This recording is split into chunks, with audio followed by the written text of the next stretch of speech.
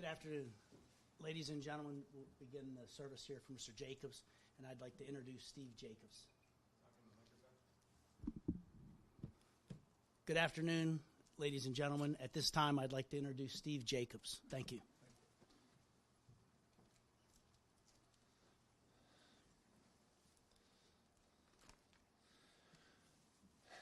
Welcome, everyone. My name is Steve Jacobs, and I am Paul's son.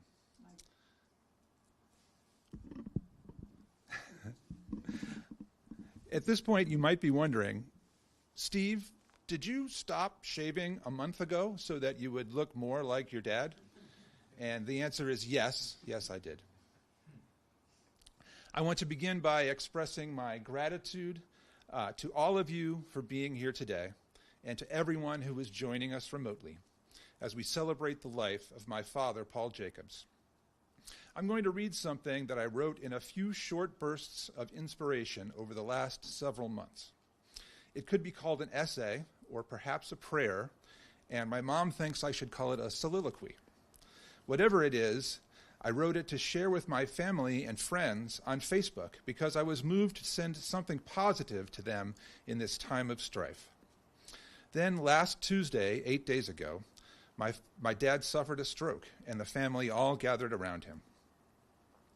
Just before going to sleep that night, I decided to make one final edit, and then I posted it to Facebook, and in that moment, I did not realize that my dad was speaking through me. And I didn't realize that I was speaking directly to him, but I was. The next morning, I learned that he had passed away, and I realized that I needed to share these words with all of you today. So here they are. You are radiant. You are very, very cool, and you spread warmth wherever you go. You are radiant. Like every object in the universe, you are constantly emitting electromagnetic radiation, which differs from sunshine and starlight only in its wavelength and frequency. Everywhere you go, the energy pours out of you and is absorbed by everything around you. And you absorb energy from every living and non-living thing you encounter. A walking miniature sun, that's you. But of course, I also mean that you shine from within, brightening the lives of everyone who meets you. Just by being who you are and doing what you do, the world is filled with light, and we are all better for it. You are very, very cool. Your internal body temperature is about 5,000 times cooler than the interior of the sun, which means that the energy you emit has a much longer wavelength and lower frequency than most of the energy produced by the sun and stars. So no one can see the energy that you emit because our eyes are not sensitive to those wavelengths. And it's good that you are much cooler than the sun because it makes it much easier to shake your hand or embrace you. But of course, I also mean that you are the kind of person who makes everyone else feel calm and want to spend time with you. When those around you are upset or struggling, you are the one they look to for strength and stability. And when they see how you treat others, they want to be like you. You spread warmth wherever you go. The wavelength of the radiation you emit is generally around 1 to 10 micrometers, which puts it in the infrared part of the spectrum. And we experience this as heat. Just by approaching someone or something, the person or object gets warmer, even without physical contact. A small amount of this radiation may have an even longer wavelength, approaching 1 millimeter and the microwave portion of the spectrum. Both the amount of radiation you emit and its wavelength make it harmless. But of course, I also mean that you bring warmth to the people you encounter because you treat them with kindness and respect. I know from experience that spending just a short time with you can make anyone feel like the world isn't as cold a place as it sometimes seems. When your friends are around you, they sense this immediately, and they want to bring the same warmth to their friends, and so on. Shine on, tiny sun. Now I'd like to ask my mother, Nancy Jacobs, to please come forward and say a few words about my dad.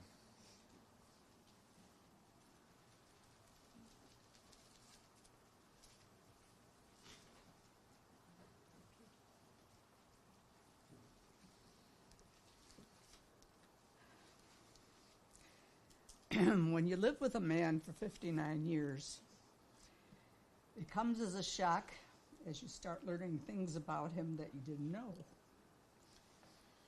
Nothing sinful or dishonest, quite the contrary. As so many of Paul's friends and associates have shared words of times they spent with him, be it building radios, riding motorcycles, rehabbing John Deere tractors out in the barn, or discussing history. I heard little tidbits previously unrelated to me. When he couldn't pursue his hobbies any longer, I think it broke his heart a little bit. Paul had a way of knowing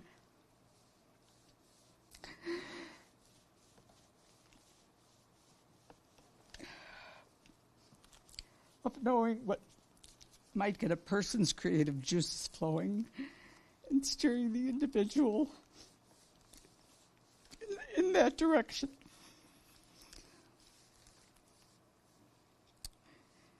He bought me my first camera, and from then on encouraged whatever became my passion for photography and photographing nature. He made a lot of turns for me, made a lot of U-turns for me when we drove country roads and would come upon a Kodak moment I wanted to capture. I want to thank all of you for coming to say goodbye to him. He always wanted to know the latest about the family and friends and valued the moments when he was with you. Thank you.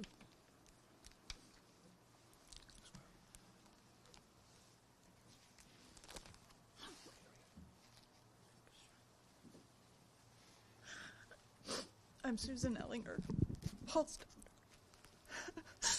daughter. As many of you know, both my dad and I love to make things. Over the years, as many of you know, both my dad and I love to make things. Over the years, we collaborated on a few different projects, which will always be special. Which will always be special to me.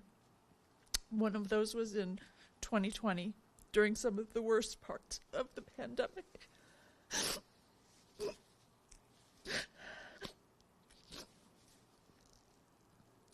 During the worst parts of the pandemic, we collaborated to make my mom the flowers that are here today. My dad used a system with his computer to program machines to cut the flowers and make the divots on the centers and cut the petals from sheet metal. He also made the stems on his lathe. He then sent everything to me, and I painted them and decorated the vase and sent them back to my mom for her birthday. Getting some of the materials and mailing things back and forth took quite a bit of planning due to the pandemic, but we corresponded and figured out ways around all of the issues that came up and all of the problems that arose. I even complained a little bit about trying to do something like this during the pandemic, but my dad cajoled me into making it happen. And I'm so glad that he did, because it was the last...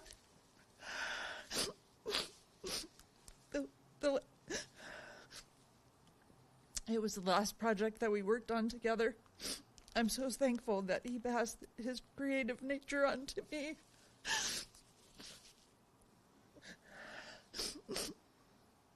Because it's something that I really enjoy. And even though we won't work on any more projects, I will always be thinking of things that we could collaborate on together. Thank you.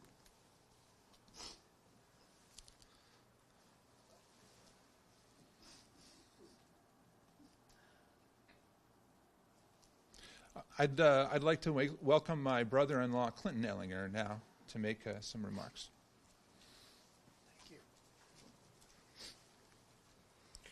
you.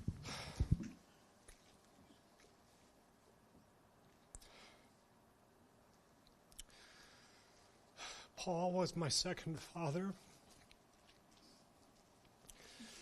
From the very beginning, he and Mom Jay welcomed me into the family. And it's been 35 years. And I'm so happy to be part of this family.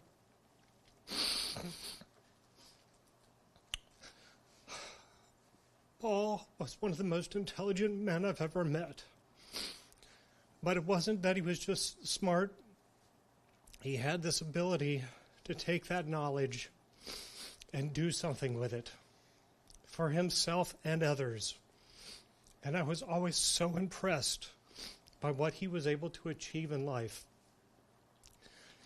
One of the things I'm going to miss the most is our discussions about engineering and design and the making of things. That meant so much to me. But all that is really not that important. What is most important is the man he was. And he was just a very good man. He's so kind and generous to me and everyone around him. And I love him.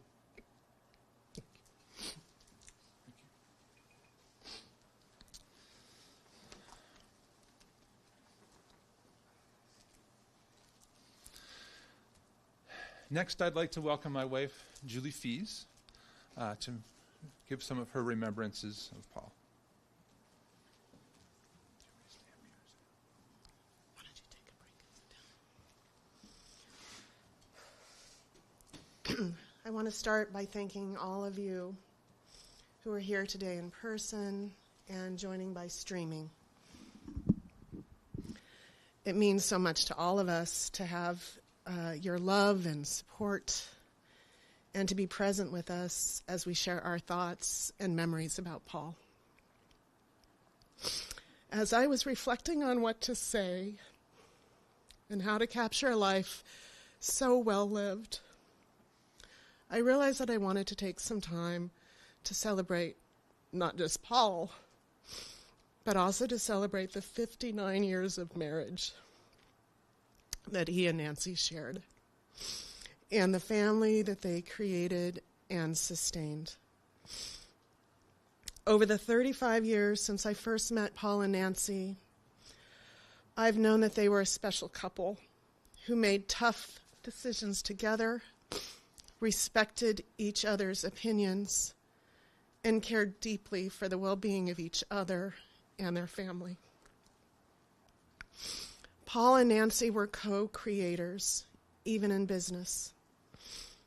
When Paul took the risky step of founding MDS, it was a decision he made with Nancy, telling her that he couldn't do it without her. He and a small team of employees handled the engineering, and Nancy handled the finances and administration. Together, they merged their skill sets to grow a highly successful company from the ground up. The past 6 months have been tough.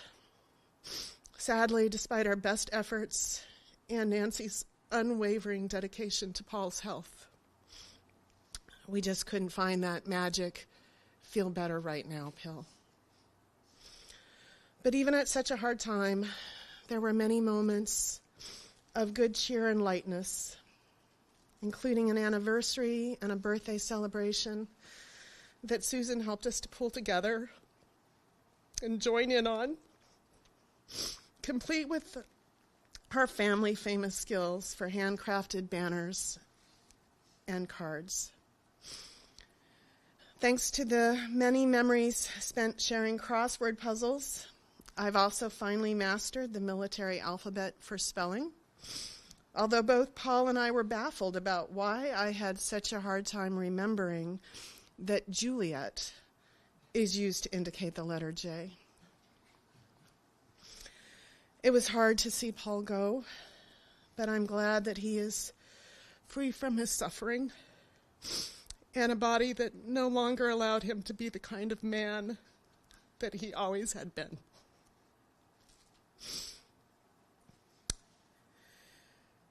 In thinking about his life, I know that above all else, Paul cherished his family. In one of the last conversations we had, he talked about how important it was for him to leave his work at work so that when he was at home, he could focus on his family. I wasn't around in those early days, but I witnessed his special gifts as a daughter-in-law, and I see his influence in my husband and children. In my husband, I see his commitment to marriage as a partnership of love and respect. Although thankfully Steve has come around to loving vegetables at dinner, and so I don't need to use Nancy's special sneaky tricks. Paul was a doer, and I am so grateful that my sons had an opportunity to learn by doing with him, from driving a tractor to building rockets. And that as a part of this learning, he showed by example what it meant to do a job well. In my son Peter, I see his love for invention that is grounded in building. Paul was also a thinker and a learner. One of his favorite things was to share something new that he had learned and to learn about what interested and engaged you. In my son Alex, I see his love for nonfiction and delving deeply into topics of interest. As a family, I know that even though it is hard to see him go, we will be able to cherish our memories of him and hold close to our heart the knowledge that he was proud of each of us for the pathways we have chosen and the love that we give each other. I am so grateful for the fondue dinner that brought Steve and I together and the open arms that Paul and Nancy have hugged me with ever since. For everyone gathered here today who knew Paul or who has lost a loved one, I hope that you too are able to grab hold of a memory for comfort and the time you spent together.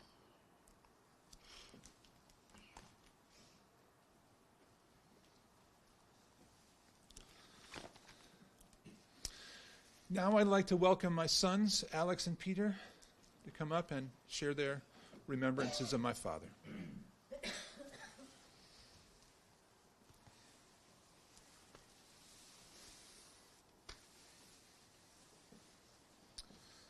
Hi, everybody. I'm Alex Jacobs. I'm Paul's oldest grandson. One of the earliest memories I have of Paul, or as I know him, Grandpa Jake, was of learning to drive a tractor. This probably isn't surprising to many of you who knew his passion for restoring old John Deeres. On this particular day, though, it was not a John Deere, but a little orange Kubota that we used to mow his lawn. He had shown me and my brother how to steer and control the speed with a little lever that could be set to either turtle or rabbit. He rode with me as I pulled out of the garage he kept his machines in, transitioning from the smell of oil and gasoline to that of the clean spring air. He was patient with both of us as we swerved through his lawn, making an absolute mess of it. This seemed insignificant to me as a kid. After all, it was all going to get mowed eventually, right? But now knowing how much pride he took in his work and in his home probably pained him to watch. Not once did he express that, though, giving little pointers or reminders on where to position the wheels or to ignore the giant mosquito that had scared me and to focus on the work at hand. I still think of the times my family visited him and Grandma Nan with fondness. I learned so much under his gentle watch, and from how to reverse a trailer filled with big logs to how to solder tiny little resistors together to form a circuit. To his core, he loved to learn and loved to share his passion with others, most of all, his grandchildren. As I have grown up and learned more of him and his past business ventures and projects, I am not surprised in the slightest to learn how loved he was by his employees and superiors alike. A kind heart, razor-sharp mind, and a love for his work tend to do that. Grandpa Jake cared for those around him as if they were his family, and as a member of his family, I can attest to how deep that care is. I remember building a treehouse with him And by that, I mean goofing off with my brother while Grandpa did all the hard work. That treehouse was a highlight of my brother's and I's time at his place, and a physical reminder of how deeply he cared for us. Built on a solid tree with bolts as thick as my arm at the time securing it, it would always be there for us, just as he was. We built a zip line off of it, probably no more than 20 feet off the ground in retrospect, but at the time it was exhilarating. My brother and I would take turns riding it, loving every moment, and he was always there to watch us, making sure we didn't fall or hit anything. It brings me so much joy to see and hear so many people talk fondly of Paul. I always knew he was liked, but it is truly special to see how loved he was. To Grandpa Jake, I want to say thank you for all you have given me in knowledge, assurance, love, and support. Those are some of the greatest gifts one can give, and I had them in abundance. To all of you, I want to say thank you for taking your time to be here, and to ask that we all try and learn from Paul and share our knowledge, assurance, love, and support for those we surround ourselves with.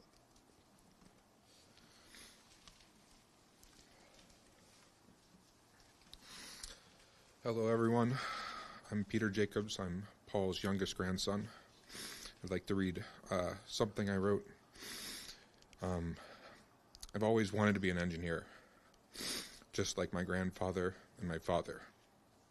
From the very beginning, my grandfather would help us make projects at his house every visit and teach us about all the things he knew. Now, I am an engineer, just like him.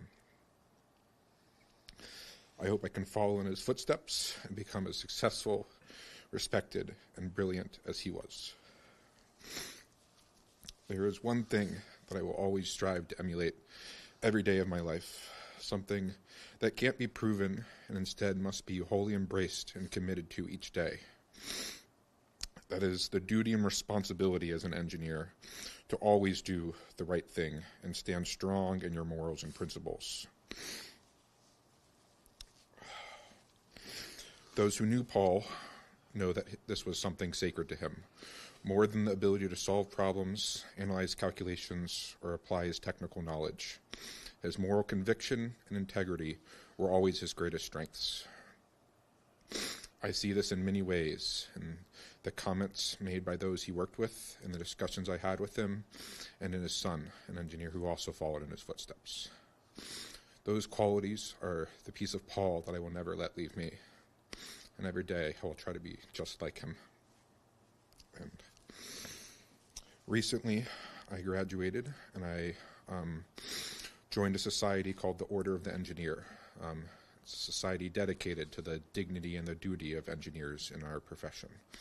And when you join that society, you take an oath. And Paul was also a member of that society and took this oath just like me. So I'd like to read it for all of you. And it applies to an engineer, but I believe it also applies to all of us as friends, neighbors, family, humans. So, I am an engineer.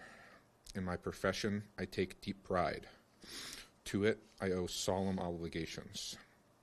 As an engineer, I pledge to practice integrity and fair dealing, tolerance and respect, and to uphold devotion to the standards and the dignity of my profession, conscious always that my skill carries with it the obligation to serve humanity by making the best use of Earth's precious wealth. And as an engineer, I shall participate in none but honest enterprises. When needed, my skill and knowledge shall be given without reservation for the public good. In the performance of duty and with deep fidelity to my profession, I shall give my utmost.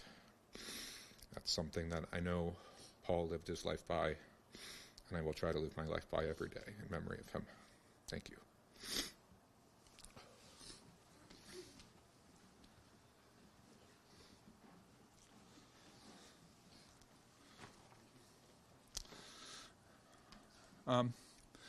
So we have a couple more readings and a song that we're going to present to you.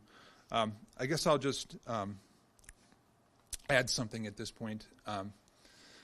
I remember when my Uncle Roy passed away, I was sitting next to my dad at the funeral, and I was crying. I was pretty young at the time, and as the ceremony began, he started tearing up too. And he said to me, "Now, Steve, you be my strong boy now. Just be my strong boy." And so if you're wondering how I have the strength to hold it all together up here while we celebrate his life, it's because he gave me that strength. And I never forgot what he said. And I won't. So my Aunt Lori also prepared some remarks, and she unfortunately was not able to be here. She was not able to travel. She's fine. She just has a pretty bad cold. And so my wife, Julie Fees, has agreed to read her remarks for us.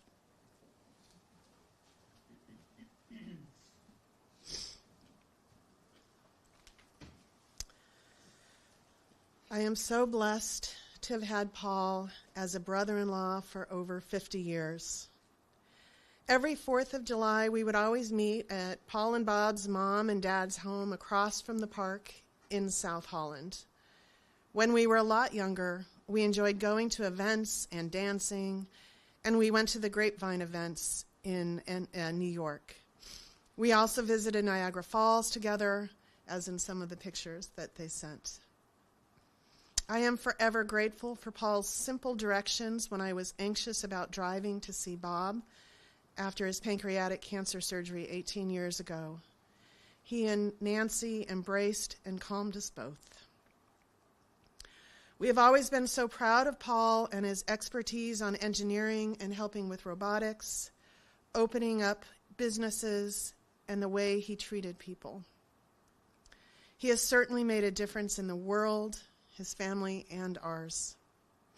I am so sorry and sad that because of sinus and ear infection and cough, I am not able to be here to give my hugs and talk to all.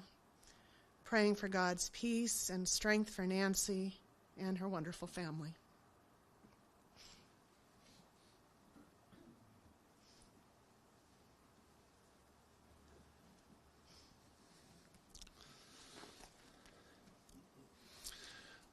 Next, we'd like to have my father's brother, Bob, come in and say a few things and lead us in a prayer.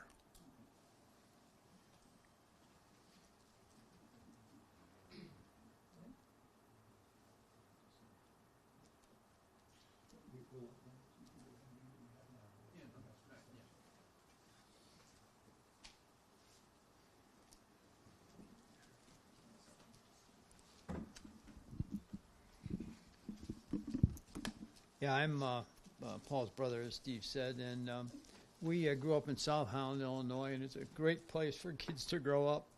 We had a great childhood there. We had great parents, and we rode our bikes everywhere. We rode to Harvey, which was 5 miles to the west, and 5 miles to the east was Calumet City. We rode our bikes there, and one day we were at the swimming pool in Calumet City, and we're on the way back, and a summer thunderstorm brewed up, and we were riding, and we were out in the middle of nowhere, kind of, but we saw a farmhouse down it's a side road, so we quickly rode our bikes there, thinking that maybe these people would let us stay in their barn. And we knocked at the back door, and here this lady came to the door, and it was none other than our second grade teacher at Roosevelt School. Paul and I both were in her class, and she said, "Oh," she hugged us. She said, "You come on in, honey. You know, you're gonna have cookies and milk and stuff like that." And we had a couple of kids with us too, and she said, "Now we got to call your mother and let her know that you're okay." So Mrs. Bachman, she called Mom and said, she's okay. The boys are okay. They're here. They're staying here with me, and I'll keep them until the storm is over, So that was quite an event. But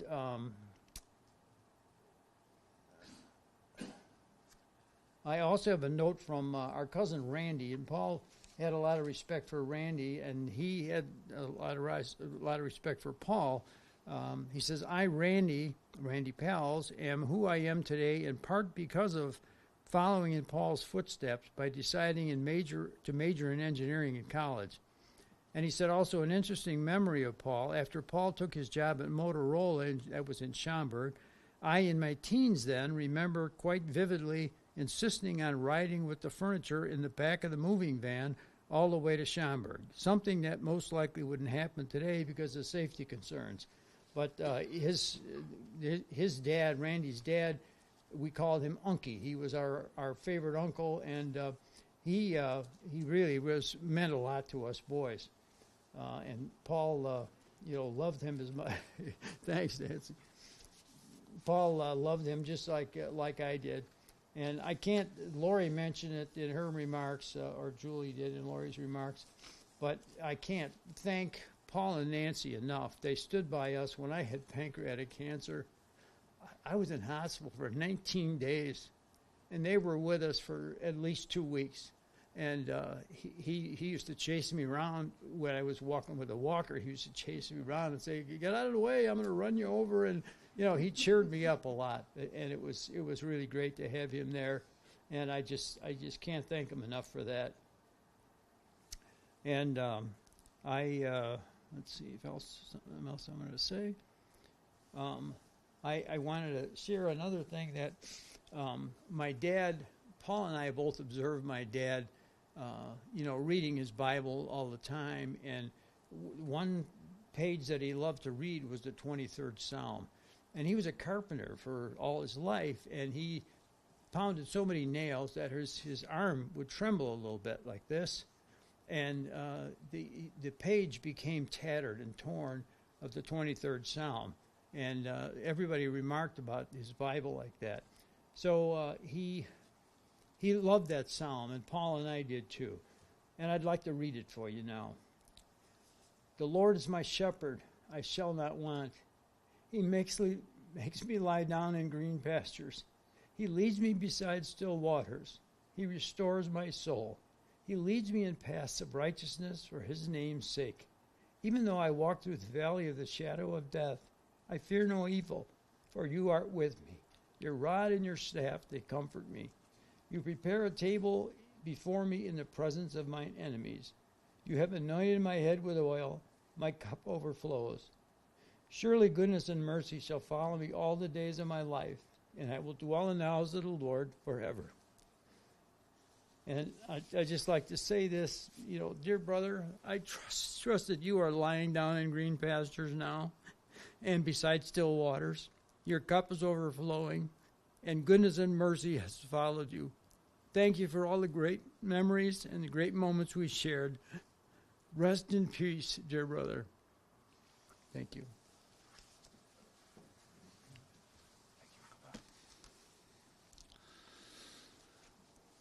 Well, thank you, everyone. We'd like to conclude with a song, and it's going to take us just a couple of moments to prepare for that. So if you'll just be patient with us for a moment while we get ready.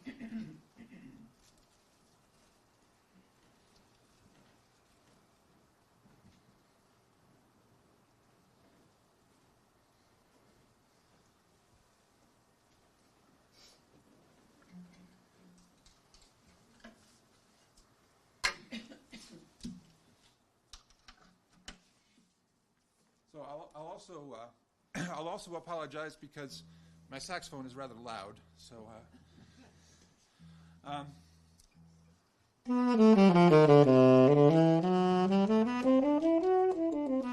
so I guess I'm warmed up. All right, I'll just say something before we get started here. When my father moved to the long-term care facility where he spent his last days. I stopped by the first day he was there, and I said to him, Dad, one of the things I really love to do is to learn new songs, learn a new song that I've never played before. So why don't you pick a song, and I'll learn it, and I'll come here and I'll play it for you. And so he said, well, Steve, I don't know why, but the only song I can think of right now is Take Me Home Country Roads by John Denver, but that doesn't have any saxophones in it. And I said, that doesn't matter, that's fine. And so I went home, and I bought the song on Amazon, and I listened to it over and over and over again until I made this chart that I'm about to play. And I went back the next day, and I played it for him, and my mom was there, and they both appreciated it very much. And I was so worried about playing too loud, because I was worried I was going to disturb the gentleman that was in the next room. And then after I played the song, I found out that the gentleman in the next room had severe hearing loss and didn't mind it at all. And so it just seems like a very fitting song to play now for all of you. So this one's for you, Dad. Go ahead, Bob, whenever you're ready.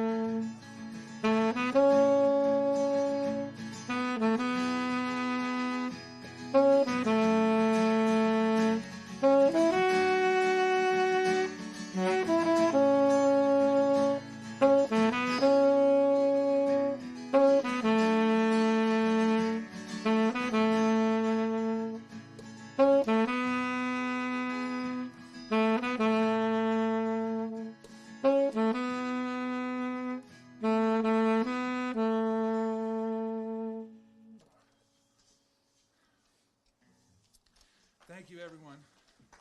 Thank you, everyone. Thank you, Dad.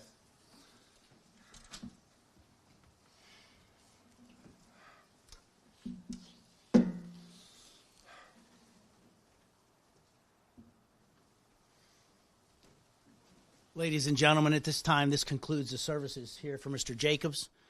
For those that are joining us at the cemetery and anyone that is not, if you want to come up, pay your final respects, go immediately out to your cars so that the immediate family can have some time, and then we'll be out to head to the cemetery. So at this time, anybody that would like to pay their final respects, if you can do so now. Those that are serving as a pallbearer, if you can just let the staff know out in the hallway, they'll instruct you of your duties today. Thank you.